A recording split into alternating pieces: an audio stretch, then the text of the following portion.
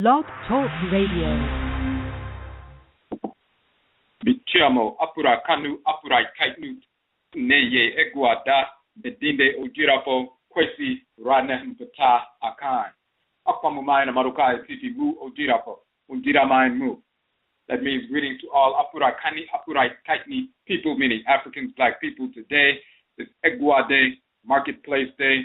My name is Odwirafo Kwesi Nehem Ptah Akhan, Odwirafo of the Akwamu nation in North America, within the Odwiraman purified nation, Afuraitkaitnut people in the Western Hemisphere. Yet I say we thank you for tuning in to the broadcast once again. We are now opening up the chat room. If you have a question or a comment on the phone line, simply hit the number 1 so that we can see that your hand is raised. If you have a question or comment in the chat room, you must log in as a user in order to interact in the chat room. If you don't have a username, you can sign up for one quickly in Blog Talk so that you can interact, post comments and questions in the chat room. So the chat room is coming up right now. And for the individuals who are new to our broadcast, we broadcast 3 times a week on a weekly basis, of course. Joda, Monday nights, we have Akampo Nanasom, ancient, authentic Akhan ancestral religion, where we deal specifically with the Akhan expression of ancestral religion on Joda on Monday nights, because, of course, we are Akhan, but also because of the misinformation that is being propagated regarding Akhan philosophy, Akhan cosmology, Akhan religion, Akhan culture, and so forth from this hemisphere, as well as misinformation coming from those infected Akhan individuals on the continent who have been infected with Islam and Christianity and white culture and so forth, and have woven those infections into Akhan culture, therefore corrupting the culture. So we bring that information back to its authentic expression. Akhan people began in ancient Kanat, a title of ancient Nubia, meaning the first land, the land of the south, the land of the beginning, the foremost land, the Khan land or Kanat, the Kanit land, and the people called the Kanit or Akhanit people. And when we migrated west from ancient Kanat after the fall of Kemet, after the Greek and Roman invasions and so forth, some of our people migrated west and reestablished the Kanat Empire in the western part of Afuraitkaitnut or Africa. And that became known as the Empire of Ghana. And we remained in that region building civilization. About 1,000 years later, there were Muslim invasions. Some of our people migrated from the ancient Empire of Kanat or Ghana further south towards the forest belt into the region of today's Ivory Coast, Cote d'Ivoire, and the Republic of Ghana, and reestablished Akhana civilization or Akhan civilization, Kanat civilization once again.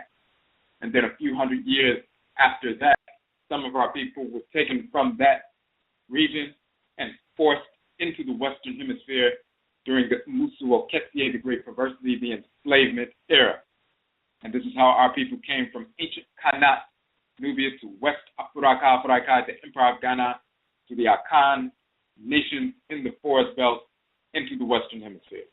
So we have an unbroken blood circle, physiologically, of course, but also spiritually. We reincarnate through our blood circle, so we carry the same culture that we have engaged for intergenerationally for centuries. We bring that into the womb with us. We are assigned Nanano Nsamanfo, spiritually cultivated ancestors and ancestors of our blood circle. They are assigned to us to guide us throughout the course of our lives pre-incarnation, before our spirits enter the womb. We are assigned specific ancestors and ancestors of our blood circle by Nyame, the great mother and great father of supreme being, also called Amenet and Amen. We are also assigned specific abosom, specific divinity, forces in nature that are connected to our blood circle, that have been possessing our people, communicating with our people, guiding our people, healing our people for thousands of years, and they are still connected to our blood circle. So when we come into the womb, we carry that energy into the womb with us and that connection. So we're born into the world with a culture, and we deal with that with regard to Akhan Nanason on Joda Monday night. On Abinada Tuesday night, we have Ojira, purification. And we talk about how Ojira, purification, operationalizes Nanason, operationalizes Afuraitkaitnut ancestral religion in general, no matter what expression it takes. Akhan, Yoruba, Ebe, Fon, Igbo, Bambara, Ulabasa, Maasai, Ibibio, no matter what form ancestral religion takes, Hoodoo and Juju and Vodou, and Grigri in North America, no matter what form ancestral religion takes, in essence, Afuraitkaitnut religion is the ancestral religion, is the ritual incorporation of divine law and the ritual restoration of divine balance. So that means through ritual, we incorporate those things, objects, deeds, and entities we need to incorporate in order to harmonize our thoughts, intentions, and actions with divine order. And through ritual, we reject those things, objects, deeds, and entities we need to reject, to repel, to hate, to repulse, in order to restore balance to our thoughts, intentions, and actions, and therefore realign ourselves with divine order. So the ritual incorporation of divine law and the ritual restoration of divine balance are the expansive and contracted poles of ancestral religion, of Nanason. Purification, Ojira, operationalizes Nanason. Purification operationalizes our practice of incorporating law and restoring balance, and we engage with that process every moment of every day. Every thought, every intention, and every action is to be aligned with divine order every moment of every day. So through our broadcast of Jira purification, we show our ancestral religious practice impacts every aspect of our lives because we're constantly seeking to incorporate law and restore balance, to make sure every thought, intention, and action is in harmony with divine order throughout the course of our lives. So it's not a practice where we set aside specific time for ritual and then the rest of the 99+% of our waking hours we engage in nonsensical, self-destructive, lustful, or malicious behavior. And then we go to the pseudo-religion to get cleaned up and, get back in the good graces of the fake deity, and then we go back to our debauchery for the rest of the 99+% of our waking hours. We don't engage in that nonsense.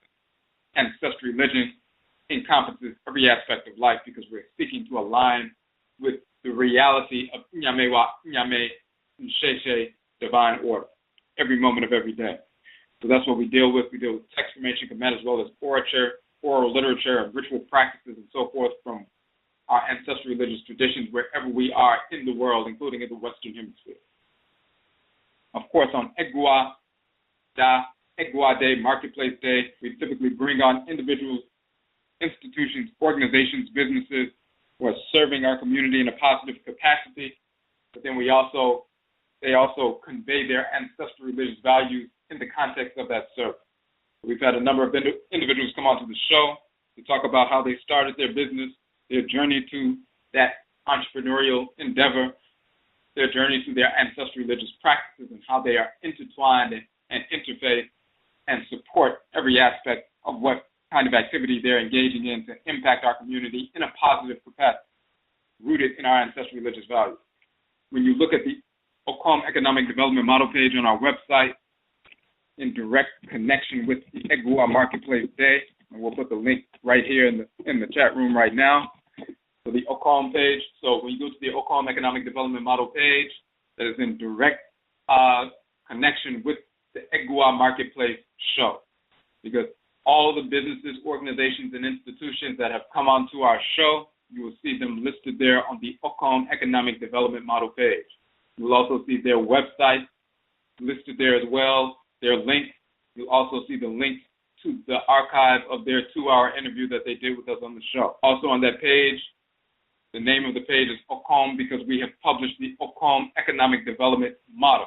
That is an economic development model rooted in our ancestral religious values, and therefore it is a holistic economic development model, addressing the 7 principal values of Amain Sesu and nation building restoration as delineated in our publication. So we don't just talk about food, clothing, and shelter and security. We talk about the constellation of 7 needs, which reflect the 7 principal values of nation building, the forces in nature that govern the solar, lunar, and planetary bodies. They govern the 7-day week, which is a natural cycle, a continuous cycle that affects all cycles on Earth and also affects our biology. The chronobiological cycle called the circumception cycle, which is about 7 days, where our body goes through changes every 7 days physiologically in a natural holistic cycle connected to the 7-day week, which is simply the movement of the sun, moon, and other planets in a specific cycle that affects the unfolding of energy within Earth. That is a natural cycle. So we have 7 principal values of Amain Sesu nation building that are impacted and influenced by the forces in nature that govern all Earth cycles every 7 days. So when those abosom give their input and their energy to each one of these 7 principal values, then it is a holistic set. So we talk about methods of food production and preservation, being that first principal value of Amain Sesu nation building restoration. We must be able to feed ourselves. That deals with agriculture and so forth. Independent, and of course organic and so forth. Methods of curing disease. We must be able to cure disease in a holistic fashion, in a natural fashion. We have methodologies for that. Establishing a military structure. Anytime we establish anything independent, we must recognize the reality of divine order. We must recognize the spirits of disorder will always seek to come and destroy anything we build. So we must have a military structure in place to defend nation, defend what we build. So that's the third principal value. Fourth principal value of nation building, restoration, Amain Sesu, is the institutionalization of our values, which is building institutions to train our people, to enculturate our people, to teach our people, to transfer knowledge directly and intergenerationally. So institutionalizing our values means we establish institutions to train and teach agriculture, institutions to train and teach the curing of disease, medicine, and so forth, institutions to teach governance and jurisprudence, institutions to teach engineering and textile and everything that we need, cultural institutions, spiritual institutions that keep us grounded spiritually. All these things are part of our institutionalization of our values. When we institutionalize our values and perpetuate those values, and everyone in the nation, the Oman, understands the value of what we have built, why it is important, why it is necessary for it to continue, then number one, they will seek to perpetuate the nation. They will also seek to defend what has been built. They will seek to perpetuate it in their lifetimes and intergenerationally and transcarnationally, but they will also seek to defend what has been built because they recognize its value. They will also seek to perpetuate and transfer intergenerationally and transcarnationally the protocols that were established to put this nation in place without profaning those protocols. So that's the institutionalization of values, the fourth principal value of Amain Sesu nation building restoration. After that, we have systems of governance and jurisprudence. That means when we have a nation established, we can feed ourselves, cure ourselves, defend ourselves with the military structure, transfer our values throughout our families, throughout the nation, and intergenerationally and transcarnationally through the institutionalization of values, training, and so forth. Then we must be able to govern ourselves in a harmonious manner based on traditional, natural, organic forms of governance based on our ancestry, based on what we have done for thousands of years that has been successful. Our own model of governance, our own model of jurisprudence, so that simple disputes don't escalate into major conflict, internecine warfare, and so forth. So sound systems of governance and jurisprudence. Then we must acquire land, build homes, build shelter, build structures on acquired land. 6 principal value of nation building. And then the seventh principal value, of course, is we must clothe ourselves, we must develop textiles, and so forth. So that constellation of seven needs reflects those principal seven values of Ama ancestral nation building and the kind of businesses, organizations, and institutions that we bring onto the show and the kinds of individuals who founded these institutions that reflect one or more of these principal values of nation building, and their business, organization, or institution embodies these principles. So we deal with that on a regular basis. We have in the Akwamu economic development model, the strategy is to starve the beast and feed the pride. That means on a weekly basis, we make an assessment to determine what funds we would have potentially wasted with the whites and their offspring. And when we make that determination, then we starve the beast and feed the pride. We take the funds we would have wasted at Starbucks or CVS, at Chipotle or McDonald's or Walmart or Target. We starve that white beast and feed the pride. We take that $20 away from them and redirect it to the business, organization, or institution of the week. We are targeting one business, organization, or institution per week for 52 weeks, and we began that process as NHOMA as a community in February, so we are well within that process. When one person starves the beast and feeds the pride, that is a transfer of capital from the whites and their offspring, for example, $20 to the black business organization or institution of the week. When 1,000 people engage that process, that is a transfer of $20,000 away from our absolute enemies, the whites and their offspring, and directly to a black business so that they can expand, remain open, expand, so that they can hire within our community, so that they can serve us at a greater capacity and shut down these white so-called businesses. When we do not engage that process, then by default we leave those funds with our absolute enemies, the whites and their offspring, whether they are white Europeans, white Americans, white Hindus, white Arabs, white Asians, white Hispanics, white Latinos, white pseudo-Native Americans. The whites and their offspring incarnate as spirits of disorder, all of them, they are our absolute enemies without exception. So we are leaving our money, our funds, our capital in the hands of our absolute enemies, therefore financing our own oppression by default. So it is our responsibility, it is our obligation to starve the beast and feed the pride. We are targeting one business, organization, or institution for optimal capital infusion. So when you see the list of businesses, organizations, and institutions, you will see that long list. So this is what we do on EGUA Marketplace Day, but also on EGUA Marketplace Day, we also talk about, we typically very often have guests, then every now and then we also will have shows where we talk about our philosophy behind economic development, behind EGUA, the marketplace, the EGUA, and how it's rooted in our ancestral culture and the values associated with that. And we're going to get into that tonight. Part of that process dealing with the value of economic development and its relationship to Nanasom, Afuraitkaitnut ancestral religion, and Amaniye, Afuraitkaitnut or African ancestral culture, is when we're talking about this constellation of seven needs, and we're talking about these seven principal values of nation building, establishing institutions, institutionalizing our values. Part of that institutionalization of our values is recognizing that we have a system. The economic development model is an institution. Akwamu economic development, from our ancestral cultural perspective, that is an institution. It is a way of life. It is a way of approaching economic development, economic activity.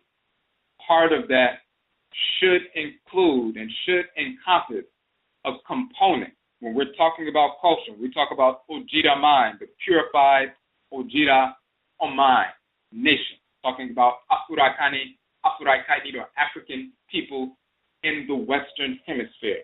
All black people in the Western Hemisphere who ended up in the Western Hemisphere as a result of the Musuo-Ketie, the Great Perversity, the enslavement era, we designate as Odwiraman. Jira means purification in the Akhan language. It also means purification in the language of ancient Kemet. And we showed the Medutu, the hieroglyphs, proving that. Oman means nation. in the Akhan language, but it also means nation or polity in ancient Kemet. Mine also means the west, the land of the setting sun, the western region.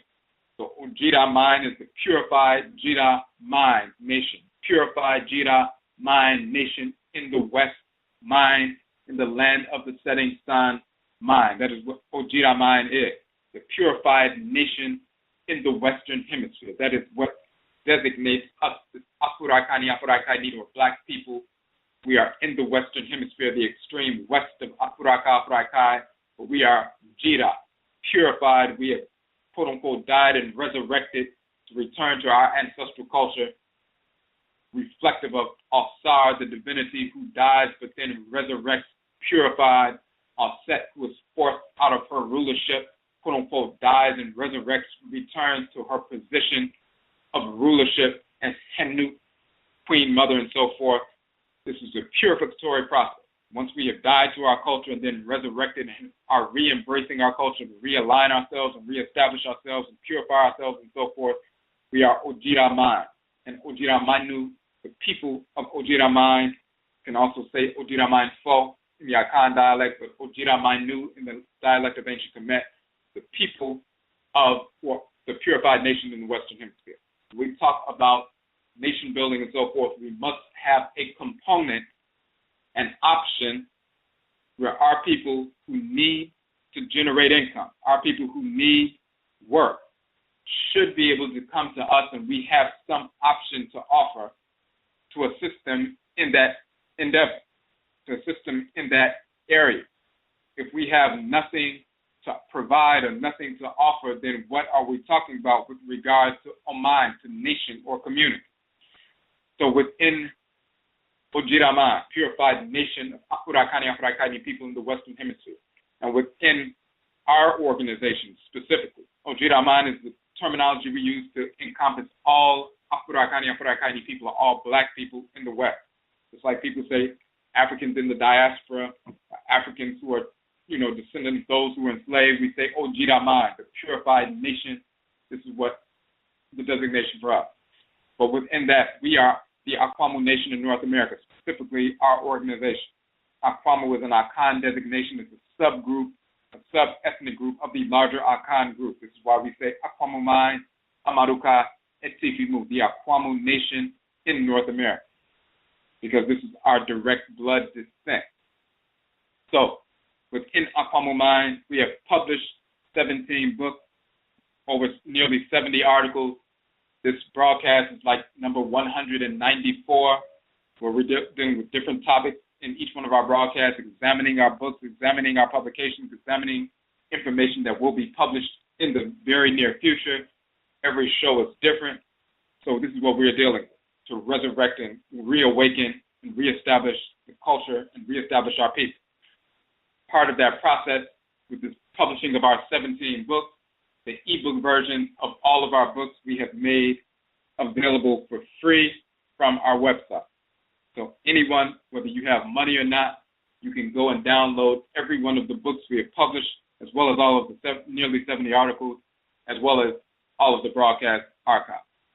We also sell the soft cover version of our 17 books.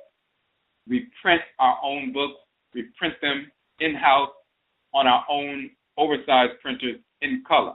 We do not contract the printing of our books out to a publishing corporation or a printing press or anything like that. We do all of the work ourselves. We have absolute control over our work. Our soft cover books range between $11.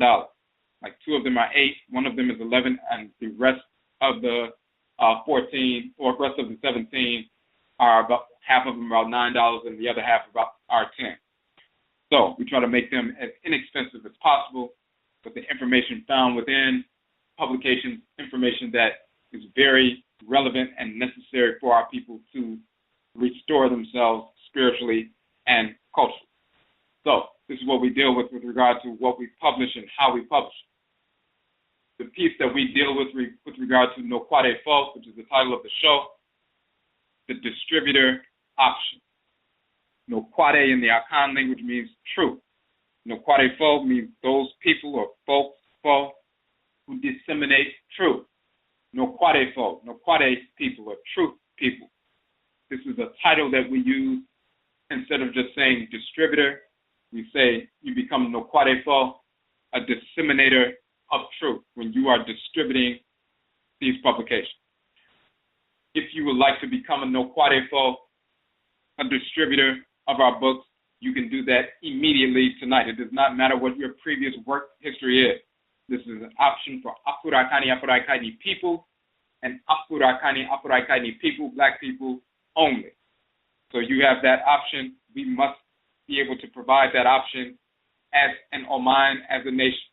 Some option for any one of our people, no matter what their past work history is. If they would like to work immediately, work for themselves, you would not be working for us. When people distribute our books, they do not work for us. You simply purchase our books wholesale, and then you sell them retail. You purchase them for 30% off, and then you sell them, of course, for the full 100% retail price. So therefore, once you purchase from us, you're simply a vendor. You're purchasing from us, and then you are independent. You're not working for us. You're working for yourself. Should be able to provide that option. And anyone talking about nation building, nation restoration, and everything else, they should be able to, when the community comes to them, to say, well, this nation building you're talking about, how can it impact me or assist me in any way right now? I am in dire straits. Do you have any option for the generation of income, whether it's part-time or full-time? We should be able to say readily, yes, we do. And of course, we have that. So we don't just publish the books and do presentations just for the sake of doing presentations. We are impacting the community, but we are through information and people transforming their lives once they incorporate this information into their lives, overcoming substance abuse addiction through our ritual method, the Kum method, overcoming the negative effects of domestic abuse and so forth through our ritual method, overcoming intergenerational and transcarnational trauma, which hamstrings people throughout the course of their lives if they don't overcome that. Through our ritual practice, ancestral religious practices, our people overcome that. People transforming their health, transforming their way of life, transforming their relationships with their significant others, wives, husbands, children, family members, work relationships, people engaging in entrepreneurial endeavors rooted in their ancestral culture in a focused fashion, totally transforming. People utilizing the information, our curriculums, for example, Ptah for their independent schools, as well as within, if they're working within the regular public school system and they are someone within the system trying to make a difference, they utilize our Ptah educational curriculum with the children, human services workers, psychologists, psychiatrists, therapists, case managers, community support workers, case workers, and so forth, crisis-based intervention workers, utilizing our Sankofa Juma training, Chim Chim training, talking about incorporating culture in the healing of the client, utilizing that whole life approach to their therapeutic interventions with their clients. So they deal with the whole of the person, physical soundness and spiritual soundness rooted in the center of culture. So we have that training for such human services agents, our people, of course, only. So when they deal with their clients, whether it's in behavioral health or dealing with the clients in therapeutic foster care or in hospitals or schools or wherever you're dealing with your clients as a social services or human services worker, agent, you have a means by which to incorporate culture and address the whole life of the individual. So those trainings are people out there using as well, transforming people in the community. So we're doing that kind of work. And of course, when we do presentations in different cities, we do not charge an admissions fee. And when people come to our presentations, we give away a free copy of one of our books to everyone who attends. Of course, it's only our people attending. We do that kind of work. But at the same time, when our people come to us because they need an option with regard to income, we should be able to provide that option. And so this is what the NOKWAREFO option is dealing with. So let's deal with that. And we have some people who have already purchased some books and are selling those books in their area. So let's go down, click on the NHOMA page first, and we're going to go through the NOKWAREFO distributor information document, the process by which you can begin to generate additional income, or if you have no income at all, begin to generate income by selling our publication. So we put the link there, the NHOMA page, a link. And if you have any questions or comments, of course, hit the number 1 on the phone line so we can see that your hand is raised. And if you're in the chat room, of course, you must log in as a user with a username if you would like to interact in the chat room. And if you don't have a username, you can sign up for one quickly in Blog Talk so you can interact. Going to the NHOMA page, and when you scroll down all the way close to the bottom, you see a video, a YouTube video that says NOKWAREFO, Dissemination of Nokware Truth. And that's basically our little orientation video for this process. Right up under that, you will see the NOKWAREFO Distributor Information Document. So if you click on that link, and we're pulling that up right now. All right. And we'll put the direct link in the chat room as well, specifically for that document. All right, so we want to go through the document so you can understand the process, and it's a simple process, and you can begin immediately. The information found in the text, we're going to talk a little bit about that, but we're going to talk about the process of becoming a distributor. And then at the same time, as we're going through this information, to recognize, we must understand it's one thing to pay lip service to people talking about nation building, nationhood, but we must have these processes in place.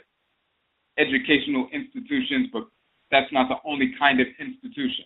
We need healing institutions, governmental institutions, sound systems of jurisprudence and governance, as we said earlier, training institutions, but also we have these processes whereby people can engage in entrepreneurial activity, economic development institutions. So, and hold on one second, want to pull one more thing up right quick. So give me a second here. And we already put one of the links in the chat room for the Akwamu economic development model. We just put the link to the page itself. So when you get to that page, you can also click on the front cover of the publication, and you'll be able to download the ebook version or the e-version of that particular article, Akwamu economic development. And in fact, just very quickly before we get into the NOKWAREFO document, specific section from the Akwamu economic development model document we want to go over real quick. We just put that link in the chat room as well. Akwamu economic development model, OKOM, on our Odwirafo.com website. So let's get to that definition, and then we'll get into the distributor piece. So the reason we call this Akwamu economic development model, in the Akhan language, the term Akwamu means hunger or want of something. The term is related to Akwamu, referencing spirit possession, as well as Nkom, referencing spirit communication. These terms have their roots in our ancestral language of ancient Kanit and Kemet, Nubia, and Egypt, where we find the term Kom, meaning to embrace, to possess, seize, to become possessed by a deity. And we showed them it due to the hieroglyphs spelling out Kom, that includes the determinative of the two arms bent in a position of grasping or seizing. So Kom in the Akhan language, meaning spirit possession and so forth, but also hunger or want of something, and Kom in ancient Kemet, meaning to embrace, to possess, seize, to become possessed by a deity. Term Kom or Kom is comprised of the two terms, Ko, which means to go, and Mu, which means within. Komu, which becomes Komu or Kom, means to go, call, move within, to go within. This references hunger, desire for the going within or consumption, possession of food and medicine for sustenance, healing, building, and protection, as well as the spirit of an obosom or osamin, a deity or an ancestral spirit going within, or possessing the individual for spiritual sustenance, spiritual healing, building, and protection. In a natural sense, Akwamu references our innate inclination to possess that which we need to sustain ourselves, heal ourselves, protect ourselves, develop ourselves, govern ourselves, shelter ourselves, and clothe ourselves. This constellation of 7 needs resounds the 7 principal values of Amayinsetu nation building restoration. So we want to show that etymology of that term, to show that constellation of 7 needs reflects, as we spoke of earlier, the 7 principal values of nation building. We need to sustain ourselves, heal ourselves, protect ourselves, develop ourselves, govern ourselves, shelter ourselves, and clothe ourselves. We have those 7 principal values that reflect and reference each one of those needs. Those are the 7 principal values of nation building, and we should have mechanisms in place to affect that result, to affect and manifest all those 7 principles and fulfill those 7 needs. And that includes the institutionalization of our values and our development, and that includes economic. So let's get to the NOKWAREFO distributed information document.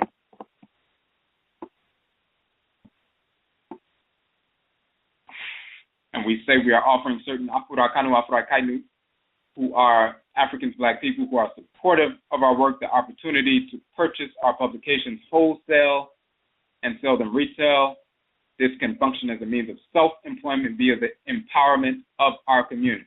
The wholesale price is 30% off of the regular retail price. We currently have, actually now, it's 17 softcover versions of our publications available, and then we list the wholesale and retail prices for each one of those items. Afurakai, the origin of the term Africa. We prove conclusively that the term Africa comes from Afurakan. We show this in the Medusa, the hieroglyph, talking about the Ka, the land of Afura, the creator, the Ka'et, the land of Afurait, the creatress. So this is information that until we published it, no scholar, black or white, knew the origin of the term Africa. We proved that in the Medusa and the hieroglyph in numerous different ways to solidify that reality. Some of our people have studied those texts for years, but they never found that information. We were able to find that information, and therefore it goes directly to our identity as Afurakani, Afuraitkaitnut people, children of Ra and Ra'et, also called Afura, Afura'et, and Ka and Ka'et, children of the creator and creatress and the original land. So that's a very important text. Maranechi, divine law, love, and divine hate. We show that divine law and love are the same concept. That is the expansive pole of divine order. Divine hate is the contractive pole of divine order. There are male divinities and female divinities of law or love and hate. Ma'al and Ma'at, the male and female forces of divine law and balance. That's on the expansive side.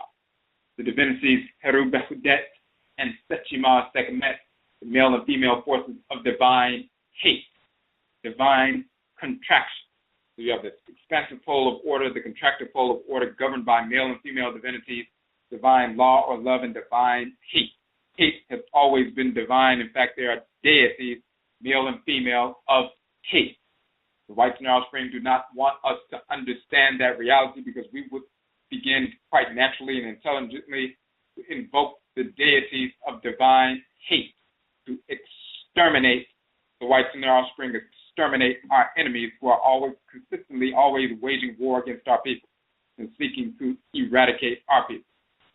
So, of course, when you embrace ancestral religion, you don't embrace the love of your enemy, which is insane.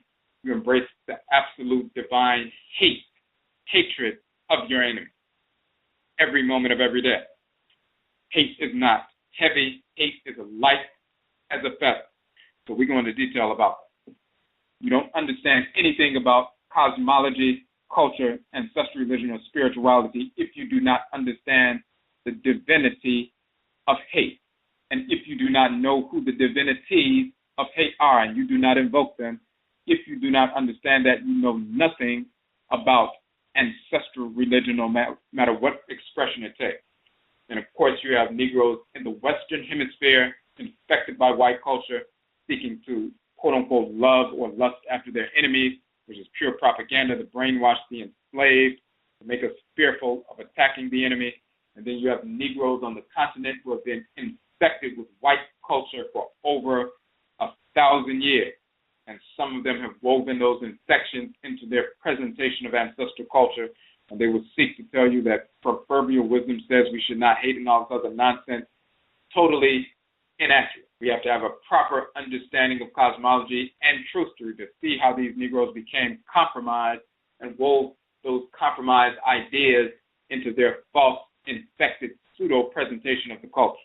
We are not dependent on anyone outside of our culture, outside of our blood circle, our direct blood circle for our ancestral religion. It comes directly from our direct blood ancestresses and ancestors, our great-grandmothers, great-grandfathers, and so forth, and the deities who were assigned to us pre-incarnation, and the Nananon Unsamanpo, the spiritually cultivated ancestresses and ancestors who are assigned to us pre-incarnation. So we're not dependent on a brainwashed Negro from the continent or a brainwashed Negro from America.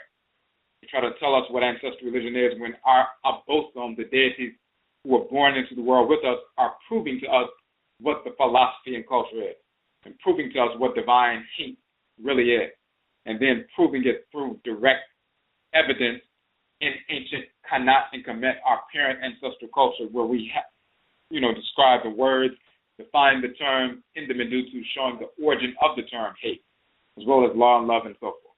So that work deals with that in detail. And we don't have to go through every single book, but Okra complex, talking about the nature of the soul, which is a deity that dwells in the head region of Afurakanu, Afuraitkaitnut people, who've been sharing the ancestral summons, where we talk about ritual practices and their functionality. We do not engage in any ritual practices, just symbolic.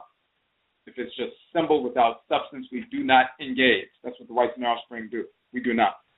Whether we're pouring libation, engage in ancestral deity communication, spirit possession, nature worship, idols, talismans, amulets, giving offering, ancestral names, reclaiming our ancestral name and utilizing them consistently and for good, not half in and half out, utilizing a white name around your white co-workers and then a traditional name around your friends that are involved in ancestral culture. That's like talking proud on a slave plantation about what your name is and how you're against the whites in your offspring and ready for black power and so forth. But as soon as the cracker comes out on the field, this overseer, you go right back to that English name. And then you turn around and whisper your little traditional name to your little friends, which is still on the plantation. That's insane. So we go into detail about that. So ritual practices and their functionality. Ubinshan, Kukutuntun, the ancestral jurisdiction. We deal with the cosmological foundation of creation, the nature and functions of the great mother and great father, and their relationship to us, the nature and function of the creator and creatress, Ra and Ra'et, who are grandchildren of the Supreme Being, Amen and Amenet, and their relationship to us, the nature and function of the deities, the forces that animate all of creation and their relationship to us, the nature and function of the Nananon Nsamanpo, the spiritually cultivated ancestresses and ancestors called Aku and Akut and Ancient Kemet, and their relationship to us, plant life, animal life, mineral life, and Afurakanu, Afuraitkaitnut, human life, and how we interface with one another in a harmonious fashion, and our relationship as part of creation to one another, the nature and origin of the spirits of order, the whites and their offspring, who are totally out of harmony with all of creation, including us, and are divinely hated and proscribed by the Supreme Being and so forth. And then we talk about the origins of the fictional cartoon characters who never existed of the Bible, Quran, and Talmud, including Jesus, who's a fictional cartoon character, Yeshua ben Pandira, Isa, Muhammad, Abraham, Isaac, Ishmael, Moses, David, Solomon, Sheba, Menelik, Allah, Yahweh. All of these characters are fictional cartoon characters who never existed in any form of or of any race whatsoever. Brahmin as well, all of that. So we go into detail proving all of that in the Kukutuntun, the ancestral jurisdiction. We have Mor means dead, proving that the term Mor literally means dead, and we show the actual etymology of the term that was not shown until we published this book. So the etymologies you find in European dictionaries going back to Proto-Indo-European root.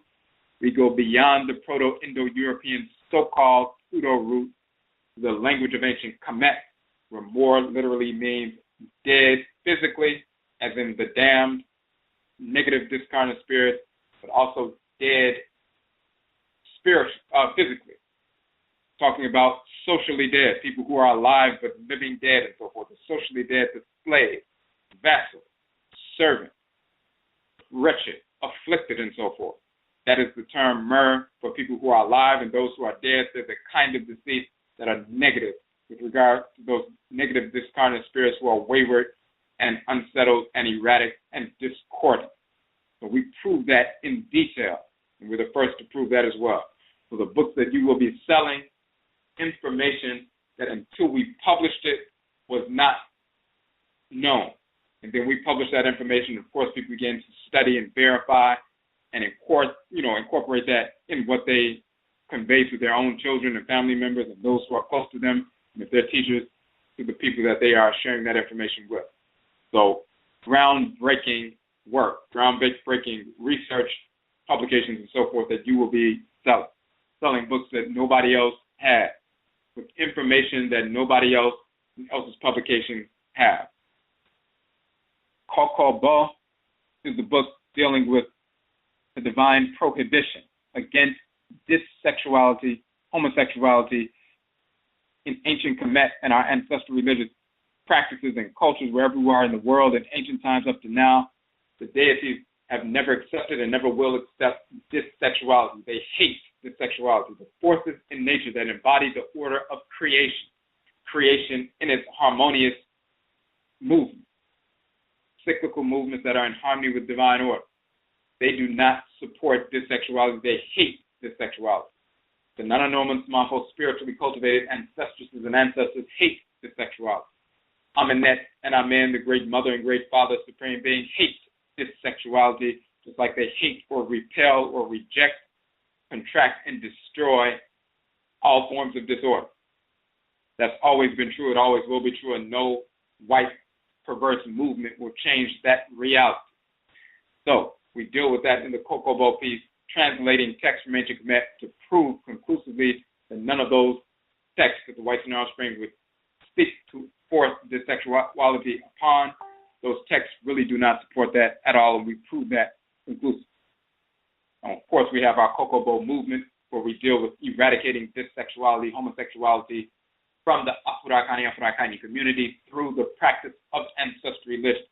The ancestresses and ancestors of our people have the capacity to rip that perverse desire of dissexuality out of the person that has been conditioned within our people, whether it's through trauma, through rape, torture, molestation, physical torture, and so forth, as well as people being conditioned by the whites and their offspring mentally, emotionally, spiritually from the time they were children to adults, as well as chemical and biological warfare being waged against our people. We have the capacity to overcome any obstacle that includes the perversity of dissexuality, including when discarnate spirits of criminals, molesters, are putting pressure on someone who is a little bit receptive spiritually and trying to push that person, whether they're a child or an adult, towards someone of the same sex and try to pull them away from people of the opposite sex. So when people have these experiences about ever since they were a child, they always felt this way, yet they felt a push towards the same sex and a pull away from the opposite because this was a discarnate, perverse spirit engaged in that process. We neutralize all of that, and people can overcome that through the practice of ancestral religion. In the Anidaho book, we talk about identity, the origin of the term God, the origin of the term Negus, Naga, Nigger, Nigga, and all of that. Negus and Naga and Nigger, and Nigga and Netcher are totally unrelated. Totally. So Negus does not mean God. Naga has nothing to do with nigger. Negus has nothing to do with nigger. Netcher has nothing to do with nigger. That is insane and nonsense. So we do the actual etymological and cosmological breakdown to prove that conclusively. We also give the origin of the term God, which comes from Ga, a title of Amen and Amenet as well. They take the forms of the great Ganga, Ur, Ganga, Urato, Oris, the great goose and great gander who mate at the beginning of creation and produce the egg from which the son, the Aten, will be born. And Ra will be born through the sun and Ra'at as well. So we get into all of that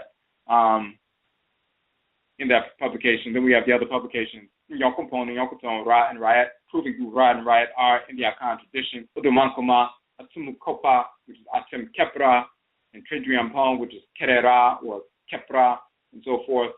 We show how Atum and Kepra are found in the Akhan language and practice and ritual practices. Udumankoma and Kerera, Tridriampon are Atumu Kopa or Atem Kepra in ancient Kemet and Kepra in ancient Kemet. So we're going to detail about that.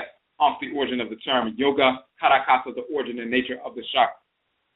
So we proved that the term is the original term, corrupted into yonk and yonk, yonka, yonka, yunk, and yug and yoga, later on in English, coming from yunk, in Proto-Indo-European language meaning to yoke. They don't know why yunk means to yoke. They just know it means to yoke or union or unite. So they just start saying yuk means to yoke, and then yunk becomes unek, and then yoke in English. But in the Proto-Indo-European language phylum, yunk is the term. Yunk comes from yonk or onk in ancient Kemet. And what you will see, a representation of that term is a domesticated animal, a goat, and around the neck of the goat is an onk.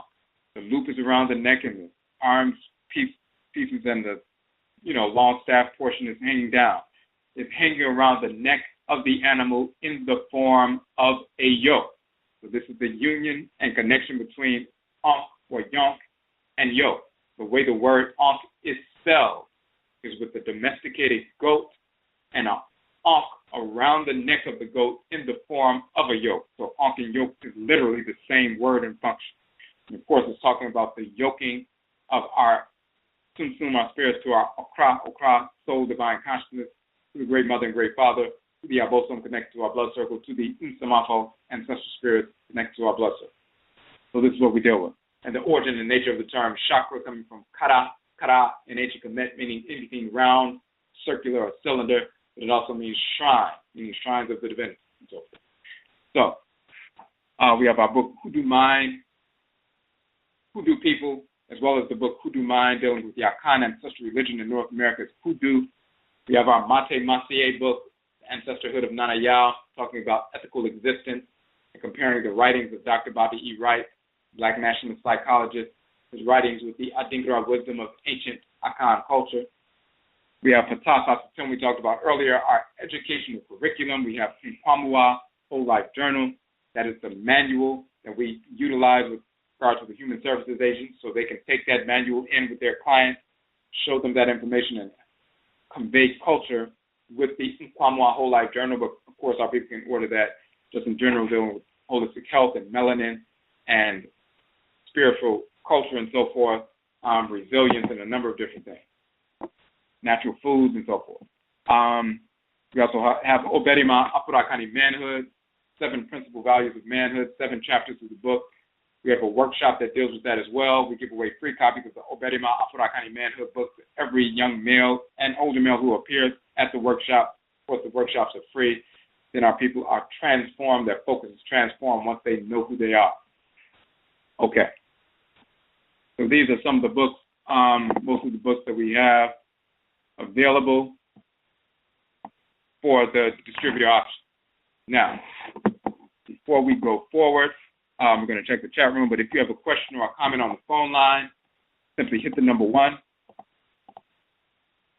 And you must log in as a user to interact in the chat room. All right, so as far as the method for becoming a distributor, look on page 2 of the document. The minimum order for distributors is 10 books. You can order whatever mix of titles that you desire. The discounted shipping fee for distributors is $4 per every 10 books, or simply 40 cents per each additional book. Anything beyond the first 10 books is a $4 shipping fee, which is discounted, and then 40% per book if any order over 10 books. So you can simply email us with the titles and number of copies you are requesting, calculate the wholesale price, and what we have here is we have a list of all of our books in the document, the list of the wholesale prices, which is 30% off, and the list of the retail prices.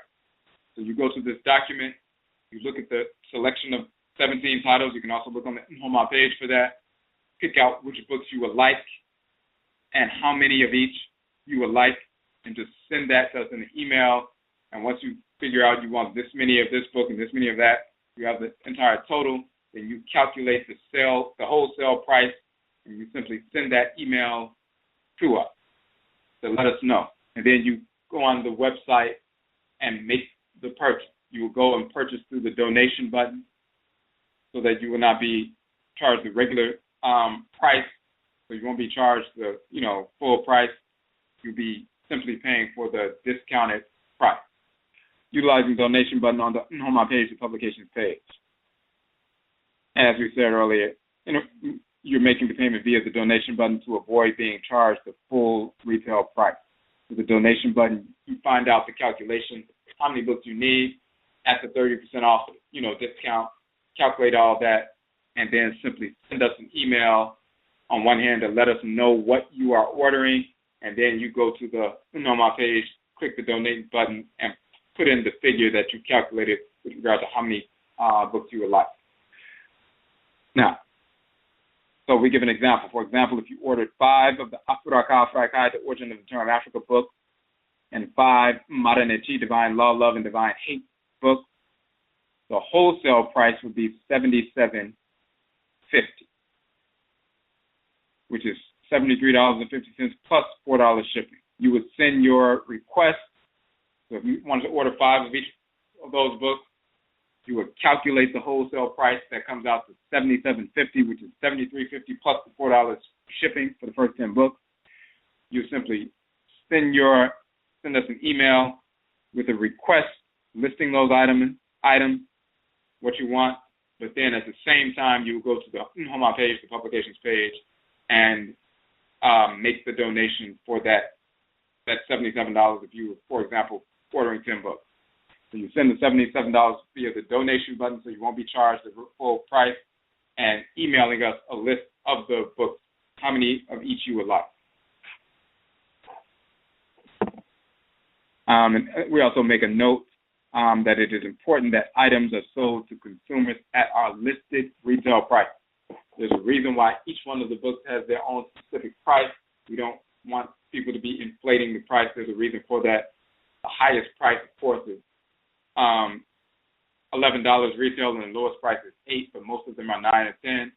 So we try to keep them, as we said, as cost-effective as possible. Now, the next section here says Anidaho and NOKWAREFO. The Akhan term Anidaho means awareness. The term Nokware means truth. Hold on one second. Okay, so distributors are chosen by their commitment to the ideals of Afurakanu, Afuraitkaitnut, ancestral religion, culture, and nation building. So if that's your orientation, of course, towards ancestral religion and culture and nation building and so forth, then that would be a good fit for you to be a distributor. We don't want people who are, Christians and Muslims and just trying to generate some money from our publications so they can go and build up some church or some nonsense like that. People trying to buy books from them and they have no knowledge of what they are selling because they're just trying to make some money. So we're not interested in that. If you're really, recognize the value in the work that we do and see its value to our people, then you definitely would like to be a distributor. All right. Also, as we said earlier, embracing these ancestral religious values, principles, and so forth. So we list the different books, and we say distributors must have awareness, anidaho, of the perverse nature of the whites and their offspring, their culture, their false religions, and reject them fully without compromise. Individuals must review each of the work at least once. And what this, prior to being authorized as a distributor, but what that simply means You don't have to study or memorize all of the books before becoming a distributor. You can become a distributor tonight simply by sending us an email, letting us know which books you would like, and sending the wholesale discounted payment directly to, through the NHOMA page, the publications page. So there's no barrier with regard to that. So when we start talking about anidaho and talking about awareness and so forth, people being embracing of the principle. You don't have to memorize everything, but you would like to, say, for example, you made an order. Then while you are awaiting the shipment for a few days for the books to come in, you can be reading up on the information in these texts. You want to know what you are providing to the community. You want to know the value of the information that you're providing.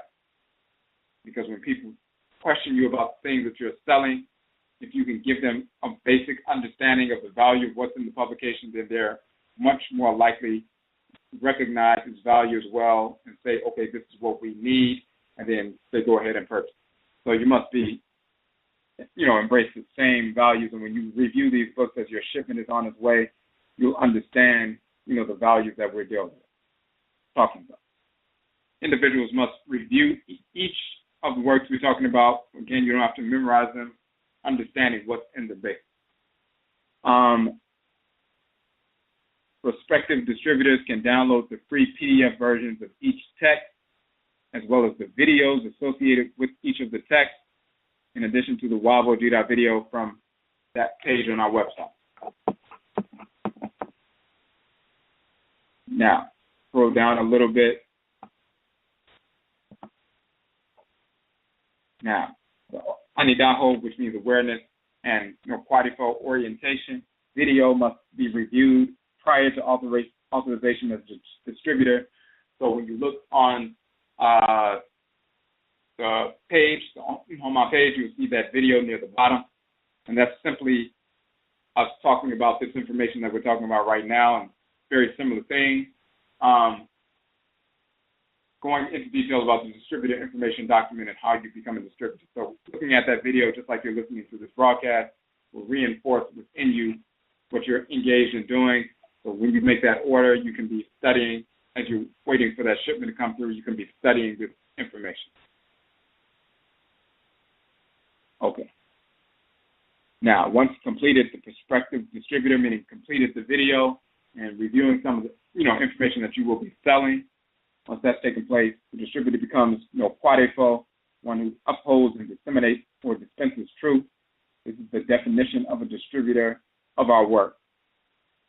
And then, of course, we say once again, a NOKWAREFO is not representative. You becoming, a NOKWAREFO or distributor, you're not representative of Akwamuman, Amaruka, Atifi, Akwamu Nation, North America. You're simply a vendor, and you are distributing independently on your own. All right. And, of course, we talked about the impact that the works have had on our people.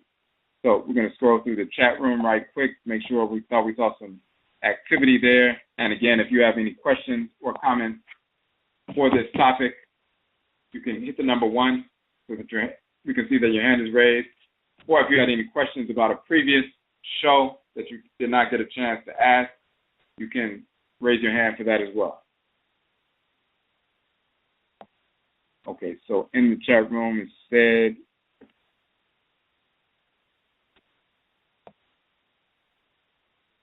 I have discovered that Europe enjoys literature concerning the melaninated traditions and heritage, be it USA or Aakhuamuman. And yes, whenever they're, engaged, enjoying the literature, trying to incorporate a great deal of information, it's always about them trying to pollute the information, transform and change and pervert, distort the information, and also simply just trying to gain control. That is their nature, trying to engage artificial control, because deep down inside they recognize their inadequacy and inferiority, so they would like to project some power, some force against, our people. So absolutely. Okay. And I see that we have a call phone line. Okay, Michiawo number 5306. You had a question or comment? Yeah, Miki Amo Kwesi Ra. Hey, Mr. Joe, what's up? All right, I was just returning to tell you that, you know, I'm very supportive, and all the listeners, that if this is your first time listening in to, you know, the blog talk or Odwirafo, that it is very enlightening and very supportive of you doing your best on your travels of finding your way of returning to your ancestral culture, or returning like it's a homecoming to hear his information. It's like a breath of fresh air to hear his information, because there's a lot of commercialism that's going on the airwaves, that's in air, vision, and also in our ear, audio-wise, that's subliminally trying to break us down as a people, as a culture. But as you hear in the lectures and also the brochures, actually the information that he shares with you, that you can't break down something that's deep within. It's in your birthright. It's in your bloodline. It's in your DNA. So that's something that we are. That's something that keeps us strong, and is the determinant to keep us away from those people who, because they don't have that DNA, they don't have that melanin build up like we do, and that strength and that cultural connection to Amen and Amenet. That what they do is they hate. They hate, and we hate them. Because you hate, you should just do what you do is best, stay in your position, and let us continue to save the world and the universe. That's all I got to say to that. Head tap. That's it. We appreciate the call and the support, and that's the brother Neferkwi, who has the Journey in Rhythm show on Blog Talk Radio. So, yeah, that's it. We appreciate that support. Chat room. Okay, now the second part of that comment in the chat room. So, individual said that the first part saying that you had discovered that Europe enjoys literature concerning the melaninated traditions and heritage, be it USA or Al-Kebulan, Afuraitkaitnut, and you also translated, the commenters saying they have translated several works for German and the English, Deutsch language. Enlightening literary store could be quite lucrative in Berlin, Munich, or Zurich. Okay. And we appreciate that comment because, in fact, that is something we are moving towards as well, because some of our publications, as you will see on the website, when you go to the NHOMA page on the website, some of our publications, we do have the English version and the French versions. For example, Okra Complex, the Soul of Akhan. We have the English and French versions of that. Obedima, Afurakanu Manhood. We have the English and French versions of that, so people can download the English versions and French versions, and we also sell the softcover versions in both. And we have Ubin Shane and Madanichi already out. The Okra Complex, Obedima, but then also, and the brother who's painstakingly going through these translations has Afuraitkaitnut, the origin of the term Africa, Ubin Shane, the ancestral summons, and other ones coming out as well. So we're going to have all of our books translated into French for our French-speaking brothers and sisters, whether they're in Europe or in Haiti or wherever we are on the continent or whatever. But we're also going to move to have them translated in Spanish and German as well, because we have people who follow our work and they speak a little bit of English, but they primarily speak German right now, and they would like for the work to be translated as well. So we're going to, of course, the goal is to have, the work translated in the various languages of where our people are in the world, including the languages of Afuraitkaitnut.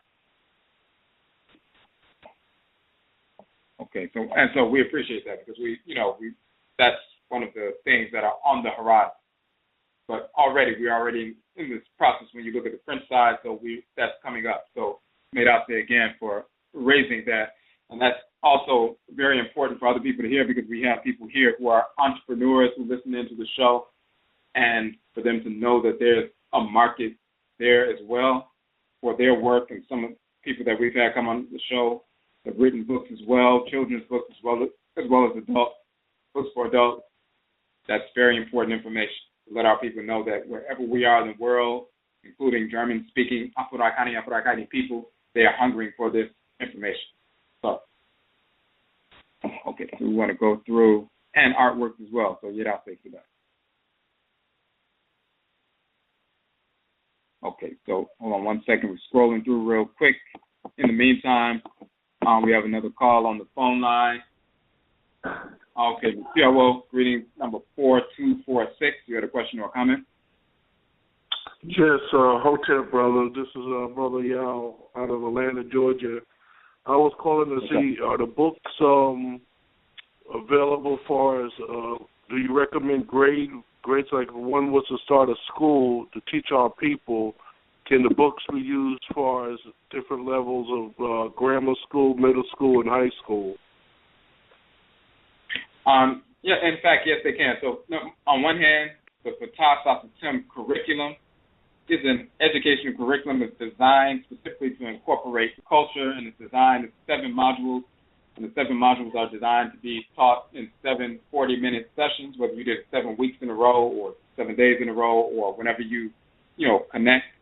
And that we began that process with regard to teaching our people as early as the 5th grade. So 10 years old and up, and even a little bit younger than that, they can grasp those principles. Where we started with the 5th grade age, like 10 years and up, so they can definitely start off.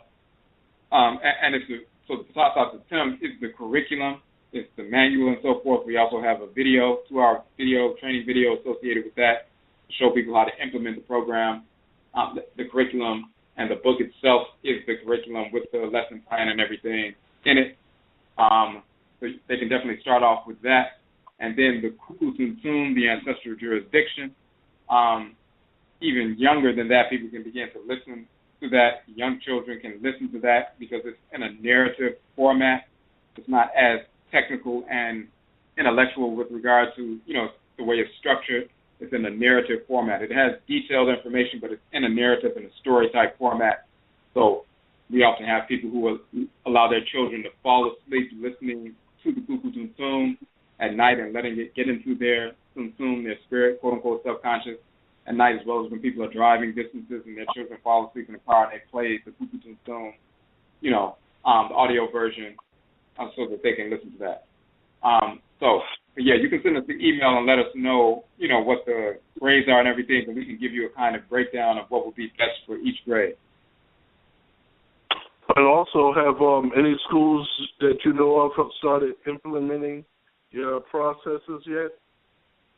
Yes. So, for example, I've seen a couple of schools. In fact, I've seen a couple where I just happened to be looking on the internet and I saw that they were using the Ptah system in their educational curriculum. I know Freedom Academy in Chicago, Illinois, they've been using the Ptah system for years. I know the brother who's an educational consultant, as well as he has his own business organization, Ankh Services. Coach Bilal Sankofa, who's been on the show, he utilizes the Ptah system as well as the Odwiraman Afurakanu manhood and the work he's doing. And then we've had a number of individuals who are, they have independent institutions, whether they're homeschooling networks, and they utilize the Ptah system, Odwiraman Afurakanu manhood, as well as some of the other work, information in the Kukutuntum and stuff like that in their program. So we've had a number of individuals utilizing the information in different ways and creative ways in their system. Hotep, thanks for the information. Okay, Medase, appreciate the call. Rolling that up. Give me one more second. Want to make sure we didn't miss anything up there.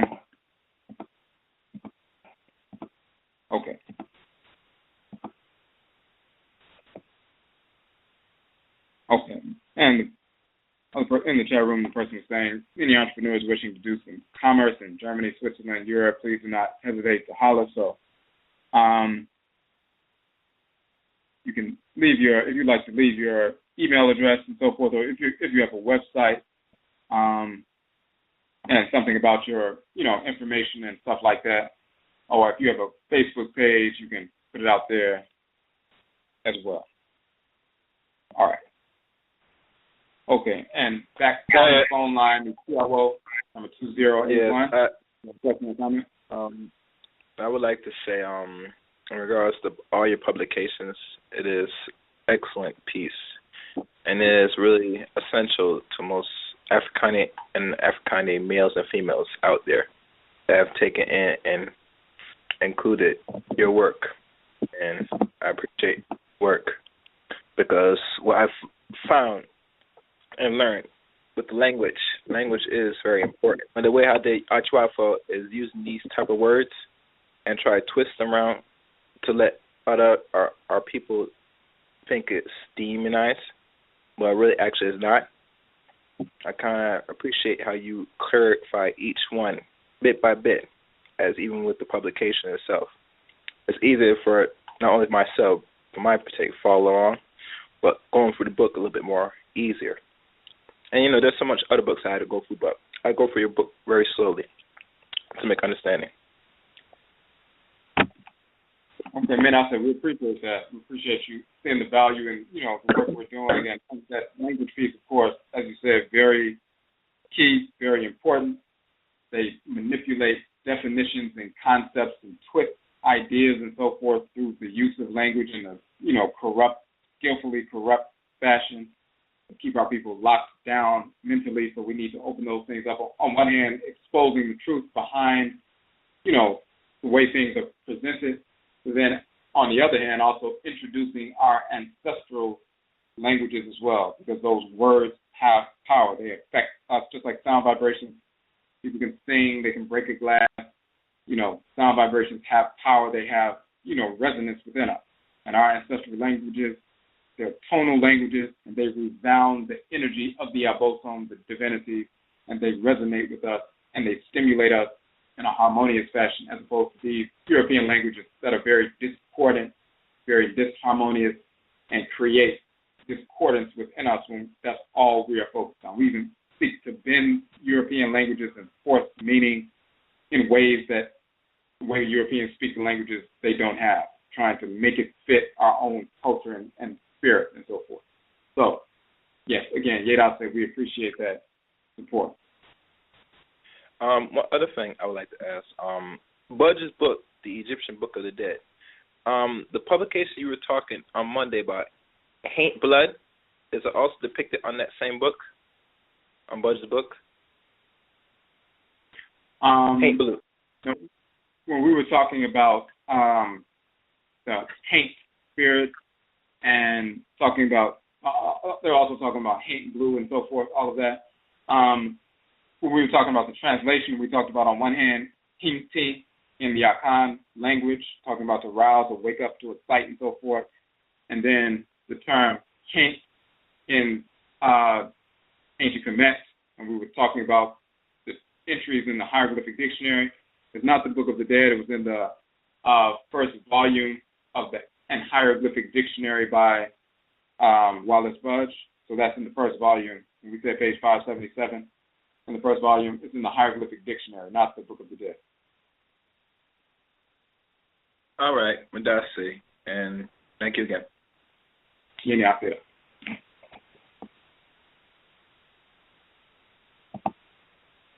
Okay.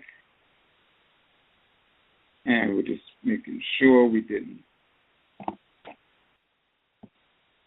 miss anything there. All right. Okay, just give me one more second. Just scrolling through real quick. Yes, so we saw some other couple of comments in the chat room. So, so we do have a few people who are doing some distribution in a couple of areas in Atlanta and Virginia, a couple of places. But, of course, there are millions of our people all around the country and different parts of the world. So we can't have too many distributors. So there can be thousands of distributors. Of course, we'll start off with less than thousands, but there can be thousands. There's enough of our people, millions of our people. We have 17 books out right now. We have more coming out. We're working on some to be released, and one of them is going to be released within the next few weeks before an event, before mid-December. So we have a number of books, and there are millions of people who need access to this information. All of our people need to know that Jesus never existed, and Muhammad never existed, and Moses never existed, and so forth. All of our people need to know the origin of the term Afuraitkaitnut, Afuraitkaitnut. All of our people need to know about Madaneshi, divine law and divine hate. All of our people need to know about NOKWAREFo, whole life journal, physical soundness and spiritual soundness rooted and centered in culture. All Afurakanu men and boys need the Odwiraman Afurakanu manhood book, which is a manual for manhood, 7 principal values, 7 chapters connected to the Abosom that govern the 7 days of the week. So every day of the week is an opportunity to align ourselves with one of those principles of manhood on a regular basis, on a weekly basis throughout the course of our lives. So all these various publications are needed by our people. There are millions of our people, so you can never run out. There can never be an oversaturation of, quote-unquote, vendors. There couldn't be a saturation of vendors. But on top of the fact that we have more books coming out that will increase this number 17 to a much larger number. So we also have some events coming up. We want to mention those as well. We just did an event this past Sunday, Kwesi a few days ago, here in Washington, D.C., the Kokobo Movement event, where we talked about our book, Kokobo, one of the books that you'll be distributing. Dissexuality, homosexuality was never accepted in ancient Kemet, and the divine prohibition against dissexuality, homosexuality. We went into detail about that and our Kokobo movement, eradicating dissexuality, homosexuality from the Afurakanu, Afuraitkaitnut community through ancestral religion.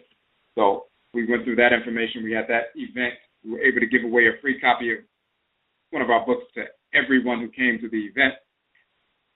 The week prior to that, we were in Montgomery, Alabama, and we were doing a presentation on our book, Notwithstanding, the Ancestral Jurisdiction, which deals with those fictional characters as well as the cosmological foundation of creation of our nature and identity of Afurakanu, Afuraitkaitnut. So we were able to give away a free copy to almost everybody who came to the event. We did run out of the free copies of the Notwithstanding, just period. That's the book we were giving away, and we ran out, but some more people came a little bit later, and then we ran out of that particular book, but almost everybody got a copy of that in Alabama.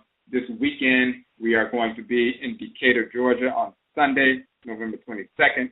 We'll be doing a presentation on our publication, Hoodoo People, Afurakanu, Afuraitkaitnut, Africans in North America, Akhan, custodians of Hoodoo from ancient Hoodoo Ndruland, Kanit, Nubu. We're going to be talking about the Akhan ancestral religion in North America, born of the blood circles of our ancestresses and ancestors right here in this part of the Western Hemisphere. Again, talking about how we brought our ancestral religion with us in our blood circles and continued those practices, inclusive of spirit possession and communication, nonstop ever since we've been here. Unbroken, continuous. So that's coming up this weekend. And we will be giving away a free copy of that publication to everyone who comes to the event. We have an event flyer for that event. We're going to put the link in the chat room real quick.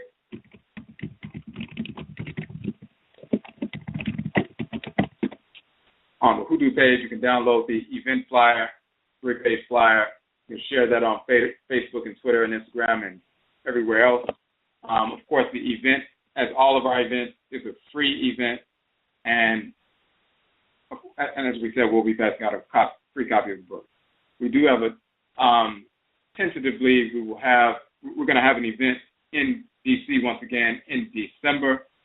Most likely it will be on the third week in December, on December 19th, but it may be a week earlier. So we have that coming up, and we have something tentative we're looking at for North Carolina, also Florida, and so these things will be coming up very soon. But the one in D.C., we're definitely going to have another event in D.C. in December, most likely the weekend of the 19th. 19th is a Saturday, 20th is a Sunday. So we'll be doing something around the Nehem celebration, which is the winter solstice, talking about the resurrection of Awusi, of Asar, and so forth. And we actually published a note earlier today on Facebook showing, for example, Asar operating through the Jed pillar, and that Jed pillar, the quote-unquote backbone of Asar, with the four, horizontal vertebrae, neck vertebrae on the top. You see that Jed pillar that's representing that backbone of Asar, carrying the energy of the divinity. You see in the temple of Abju, so-called Abydos, temple of Seti, in Abju or Abydos, you see them in one scene lifting that Jed pillar, which is a shrine, a totem, but also a shrine for Asar. Just like we have shrines in our homes and we have them dedicated to the divinities and their energy is magnetic, therefore the deities will take up residence in those shrines to communicate with us when we give offerings and so forth.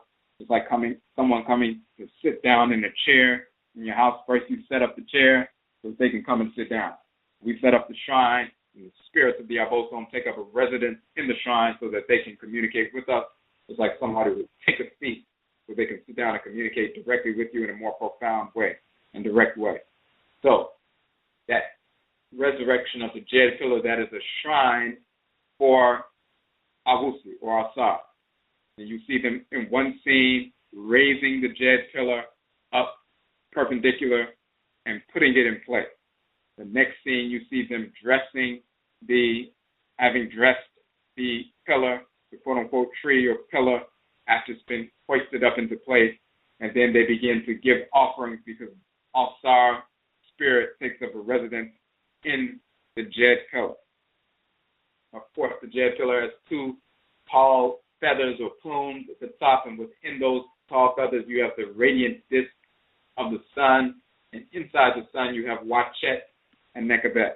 So you have a pole, you have the Jed pillar, quote-unquote tree, with the feathers or quote-unquote leaves on top. You have the tree that is dressed. You have the solar disk on the top of the tree. So, of course, this all takes place at the resurrection of Asar, which is included within the winter solstice, leading up to that December 21st through 24th and so forth. And then, of course, after that is December 25th when the sun is born and the light begins to increase every day for a minute or two every day until you get to the equinox with equal 12 hours of sunlight, 12 hours of darkness. So, of course, this resurrection of the Jed pillar, the so-called Jed pillar or tree of Asar, is the rising up and the standing up of the so-called Christmas tree at the same time of the year. They put the star on top of the tree, which is the golden sun disk, which is a star on top of the Jed pillar of Asar. It's dressed, and people talk about dressing or decking the tree. They're putting the gold garland around the tree and the silver garland around the tree, and that is simply the solar energy of Wachet as a serpent moving up the pillar or the so-called tree, and the lunar energy or silver energy of Nekabet crisscrossing the tree. Of course, it's connected to the crisscrossing of the electromagnetic energy, expansive and contractive, up the spine, culminating in the radiant star on top of the quote-unquote tree. So we just did a broadcast. I'm sorry, not a broadcast, but we just did a note on Facebook about that, and we're going to get into some detail about that in the presentation coming up in December. And we'll also be, as a matter of fact, that same weekend on December 20th, we'll be in Philly as well doing a presentation dealing with the solstice and the cosmology of creation. The day before the solstice. The winter solstice actually starts on December 21st this year, like 11:48 p.m. But we'll be in Philly on December 20th, the day before the solstice, doing that presentation. All right. So, and before we get back on the phone line, just want to make sure. Okay. So, again, if you would like to become independent, or just generate additional income, you can start that process today. If you would like to try that process tonight, you can simply go to the NHOMA page now, and you can make your first order. Just pick some of the books that you would like to sell, and when you see, of course, you can download all of the ebook versions. While you're awaiting your order, you can be reading them and studying them and learning about the information in the different books, and you can do a trial order to see how it goes. Purchase them wholesale, and then, sell them retail. You can look at the ones you believe that most people in your area or certain mindsets will have, but one thing you don't want to do is shortchange people, because even people who are diehard Christians, diehard Muslims and Moors and so forth, we have liberated from that nonsense, even just simply through them reading the Kukutuntun, the ancestral jurisdiction, finding out that Muhammad never existed, Abraham, Isaac, Ishmael never existed, Jesus never existed, Allah, Yahweh, Buddha, Brahman, and all these other fictional cartoon characters, talking about the origin of the whites and our offspring, talking about our identity as Afurakanu, Afuraitkaitnut people. When people see the front cover and see the images within the book and see what the titles of the books are, like More means dead, or the origin of the term, yoga, Karakasa, the origin and nature of the chakra, Madanechi, divine law and divine hate, divine law and love and divine hate, Okra complex, the soul of Akhan, the title, the cover, and the images within is enough to draw people and spark their interest, because they know something is to this and they've never seen it before. Afurakai, the origin of the term Africa. Many people, even the ones who think that they're scholars, never found that information in the Medusa, in the text that we have proven and shown throughout the book, and people can reference that and have been referencing that. So the books typically, as soon as you open them up or show them to people, they typically sell themselves. They're intrigued by the information, but then they also recognize that they only range between $8 and $11. So they'll have a $10 bill. They'll be like, well, you know what, I'm not going to go to McDonald's today. I'll just buy this Afuraka, the origin of the term Africa book from you to see what it's about. Or see what this Kukutuntun, the ancestral jurisdiction, is about, where you're saying Muhammad never existed and Jesus never existed, Moses never existed, Abraham never existed, and so forth. Let me see what this is about. So you can try that process tonight and see which books you would like to order, and you can go through that right now. Okay, we have another call on the phone line. Michiabo on the phone line, number 8581. You got a question or a comment? Yes, Michiabo. I had noticed that you mentioned dogs as your... could you speak up a little bit? We couldn't hear. Okay. I had noticed that you mentioned Bulge, the hieroglyphic writer. Right. And what I wanted to ask is that the only source that's into all of the material as far as hieroglyphics writings, or if there's other sources that you get your information and things like that from? No, that's not the only source.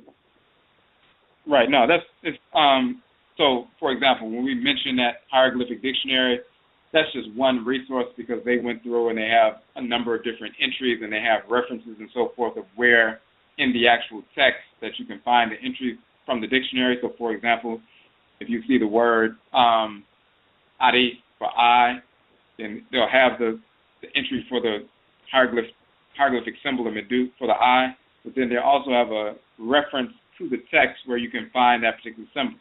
If you go to the reference and say it was in the papyrus of Hu-Nefer, then if you go to the papyrus of Hu-Nefer and look at the chapter and so forth, you'll find that in that chapter, this is where they got that symbol from. So they typically have all the references for the symbol. So that's a good thing about that dictionary. The way but there's the Vigas dictionary online. There are, the Gardener's sign list. There are a number of different sources. The key is through verification. So whether you look at the Vigas dictionary or you look at the hieroglyphic dictionary, 2 volumes set by Budge, if you look at the Gardener's sign list or any other publication, for us, we have the advantage of being able to take an Asante Fanti dictionary, a Twi dictionary, Akhan dictionary, and place them side by side with the dictionaries that you find all over online dealing with the hieroglyphs, because we can find the same words with the same meanings, with multifaceted meaning intact. So we can properly vocalize these terms because we still speak them in our Akhan language, and you can place them side by side. We're actually in the midst of compiling a comparative dictionary for Akhan and the Medutu. We did a document on that with some sample entries, about 10 of them, but we're going to continue that process and have a full comparative dictionary for that. Okay, are you saying that you're going to develop your own dictionary soon, or, for your Odwirafo? Will you be having your own dictionary soon? What it will be is a comparative dictionary. So, for example, we did a publication already, which is just a short document showing how it's going to be laid out. So basically, it'll have, for example, the word for I in Kemet is Ari or Ani. Then you look in the hieroglyphic, we'll put that entry from the hieroglyphic dictionary there, showing the Medutu, showing the symbols, and showing the definition meaning I. And then you look in the Akhan Asanti dictionary, and the word Ani means I. So we'll put the entry from that dictionary there. So you can contrast and compare, showing it's the same thing. And thousands of words we will have showing the exact same words in the hieroglyphic dictionary, the exact same words you'll find in the Akhan language, in the Akhan dictionary. So we'll match all those words up, and there are thousands of them. So we'll have a full comparative dictionary to show these are the same words with the same meanings in both the ancient language and in the language that is spoken every single day today. Okay, all right.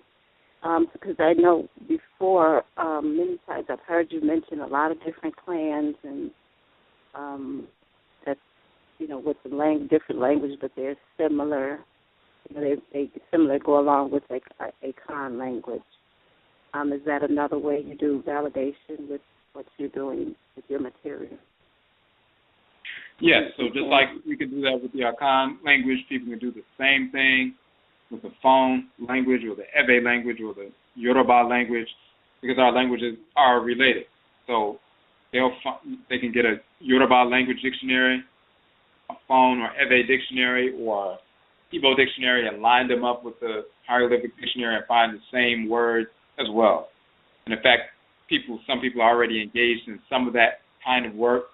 And as we continue to go through that process, then that will just inspire other people who are part of other Afurakanu ethnic groups to do the same thing with their language. And over time, you'll have every major ethnic group on the continent having a comparative dictionary of their language with our parent ancestral language of ancient Kanat, Kemet, and so forth. Okay.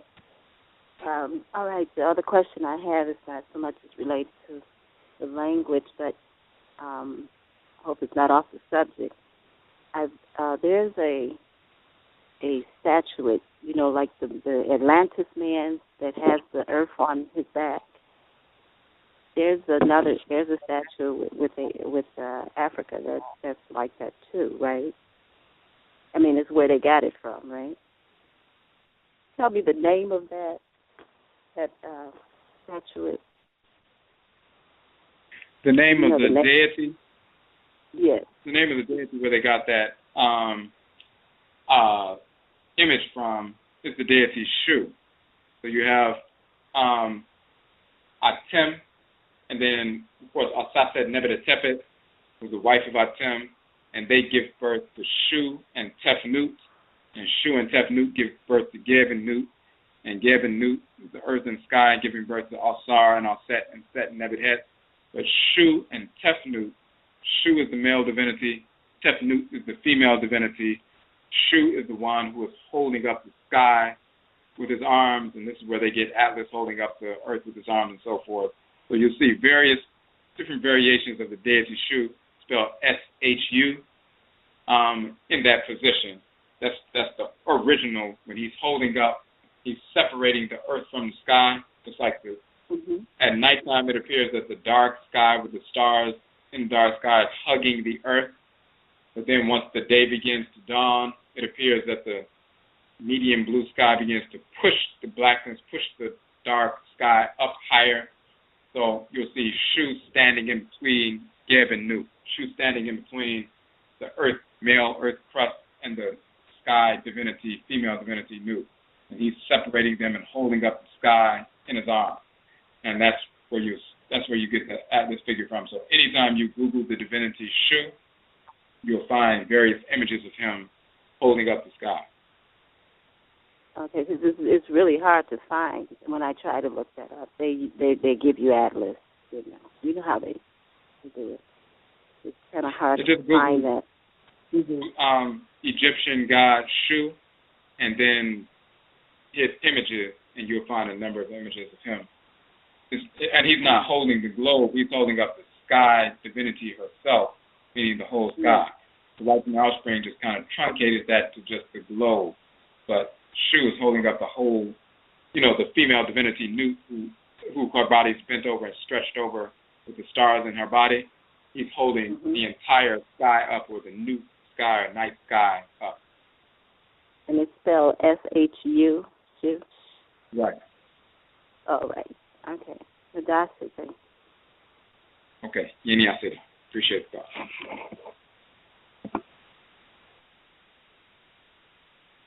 Okay.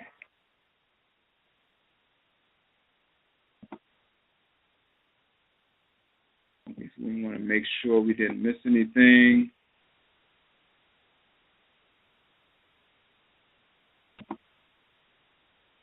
All right. Okay. So we just want to make sure we didn't miss anything. So we're just going through it real quick, scrolling through, see if we had a question or a comment in the chat room. And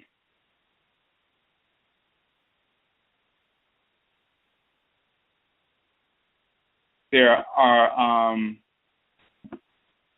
okay, those are just some comments. Okay, so there are just a few minutes left in the broadcast, so we just want to reiterate that process. So we were talking about some of the places that we're going to be coming up. So when you check the website, continue to check the Facebook page as well as the regular website itself. If you're not on the Ning site, you can join the Ning site, and we'll put the link for the Ning site in the chat room. Our Ning site, Afuraitkaitnut.ning.com, Afuraitkaitnut.ning.com. That is our separate social media network. That's separate from Facebook and the others. It's a separate private one that we pay for, but it's similar to Facebook in the sense that you can create a profile. People post blogs and videos, discussions, images and everything else, and interact with one another. So ways to interact with individuals, our people here as well as our people around the world who are studying the same kind of information. People have also set up Feku, Nanasom Feku, ancestral religion study groups, and we'll put the link, and they post the information in that forum as well, on that platform as well. But the ancestral religion Feku means group, so Nanasom Feku means an ancestral religion study group. So you can form a study group with one or more people, online or in person. When you establish a Nanasom Feku and you go to the Feku page, we just put the link in the chat room. We have a recommended curriculum of our publications in order from the beginning. Kuku Tuntum is the first book, and then Ubin Shang and Wabojira and so forth. So that's the recommended curriculum. And when you establish a Feku and ancestral religion study group, of course, it is your own independent group. You're not operating up under us. We just have the page and we have that recommended curriculum because people always ask, what is the best order to start with regard to our books, our publications, and which one should we read first and second, and do they build upon one another? In fact, they do. So we have that list in the proper order. And also for individuals who are, if you start a study group or become part of a study group, we have on that page as well the same 30% discount. So whether you become a distributor of our book, you like to sell them and generate money for yourself, to order the books at 30% off, and of course you sell them retail. But if you would like to simply start a study group with yourself or one other person, one or more people, and you do it either meet online, or you meet in person, or you do a combination thereof, anybody who starts a study group or is part of a study group, when you order your books, you can order them directly from that Facebook page. All the books are there, but they're simply 30% off automatically because you started a Nanasom ancestral religion study group or are part of one. And that way, it's a way to incorporate the information and pace yourself. And also, when people, like, we have a few study groups, like there's one in Philadelphia, one in South Jersey. We visited the one in South Jersey. We visited the one in Philadelphia. We'll be visiting the other groups that have, developed in different areas just to connect with the people and share information and answer questions and so forth. So everyone who establishes a group will end up connecting at some point, coming out to your region, wherever you are in the country, to connect with you so we can, fortify that information. But that is a way to study the information, incorporate the information, institutionalize the information, incorporate it into our lives as Afurakani people, engage in ritual practice, connect with our ancestresses and ancestors of our direct blood circles, and engage in ancestral religious practice from an experiential basis as opposed to just studying, but getting the ground, foundational information and then moving forward harmoniously. So when people have studied or founded the groups and so forth, they order the books wholesale, and therefore just to study for themselves. So they just get that 30% discount. So, for example, instead of purchasing the Afuraitkaitnut, the Origin of the Charm Africa book, which is retail for $10, if you're part of a study group, then your price would be $7 for that book for yourself. But at the same time, if you would like to be a distributor, you can still do that as well if you're, in a study group or not, and you still purchase them for 30% off and sell them. And that's actually one way that some people will bring us out to their region. They would order some books and then sell them, generate some funds. That'll be enough funds to cover our travel expenses, and then it's also some funds for them to, make for themselves. So that's one option for some people who may have wanted us to come out and do a presentation in their city. If they didn't have the funds to, and the only thing that they would have to cover typically is the travel expense, because we don't charge a speaker's fee for people who organize events in their city. We do not charge an admissions fee for the people come and hear us. The only cost is typically for travel, a cheap flight, and hotel and so forth, and that's it. And that's usually inexpensive, but sometimes people can generate those funds through selling the book. So those are two different options, whether you purchase the books for your own use, for your study group, or say you start off with the Kuku Tum Tum, you have 4 or 5 people in your study group, and you order 5 books, you can order them for 30% off. And then, of course, what we're talking about tonight, NOKWAREFO, you can go to the site right now, look through those books, look at the ones that are interesting to you and you feel that will be interesting to people you're connected with, coworkers, family members, friends, people you are working with, and so forth. If you're in that capacity, if you operate in that capacity, pick out a few and see which ones you think they will like or you're drawn to pick, and you can try that process. You can try the first 10 books, or, the minimum order is 10, and you can do that. You can have any mix of titles that you would like. You might try the Akwamu Whole Life Journal, which is very basic information about natural health and foods and melanin, our ancestral religious values, and some trustery. And it's a very basic book. That one is $8, and of course the 70% off makes you $5.60 for you to purchase it retail, wholesale. So if you wanted to buy a few of those and see about that, and once you get them, show them to people. Typically people buy them right away, and then you've already generated some funds immediately, and then you can purchase some more books if you like and sell some more. So, and this is one of the ways that we also are able to go to different cities and not charge an admission fee for people to come here and speak, and to give away a free copy of one of our books to everyone who attends our events. and to not charge organizers a speaker's fee. Some people are charging $1,500 or $2,000 to come and speak. You have to pay them that, as well as pay for their travel, as well as pay for a venue and so forth. And we don't do all of that. At this point, the only thing that we sometimes people may have to cover is the travel expense. But sometimes they don't have to cover that, because sometimes we can drive to closer places, or we may be able to cover the travel expense ourselves. So this is what we're dealing with. So again, I'll say we appreciate you tuning in. We thank you for tuning in to the broadcast. If you have any questions about the NOKWAREFO process, simply email us, inbox us, hit us up at Kwesi Akhan on Facebook, of course, through the email right here on Blog Talk Radio. You can subscribe to us, follow us on Blog Talk Radio, hit the follow button on our channel page so you can get all updates, so you can communicate with us as well. Send us email. On Twitter, we're Odwirafo. Instagram, we're Odwirafo.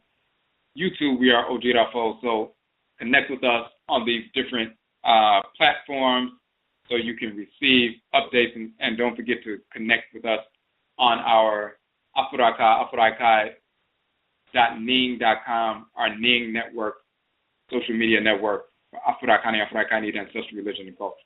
So again, Yerase, we thank you for tuning in to our broadcast, and Yebeshi Abio, we will meet again. Ptah.